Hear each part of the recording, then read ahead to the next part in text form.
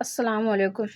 ہماری be be Fatima رضی اللہ تعالیٰ عنہ نے ان کی نصیحت تھی کہ ان کا کہنا تھا کہ جب ہم انتقال ہو تو ہمارا چہرہ کوئی غیر محرم نہ دیکھے اور ہمارے جنازے کی نماز دن کو نہ ہو، رات کو ہو، اور باپ بیٹے ہی مل کر پڑھائیں۔ تو ان کی جنازے کی نماز مغرب کے بعد رات کو ہوئی، عشاء کے بعد ہوئی، لیکن ان کے کندھوں کے لیے ایک آدمی کم پڑ رہے تھے، وہ 3 تھے اور کندھے 4 سے دیے جاتے ہیں۔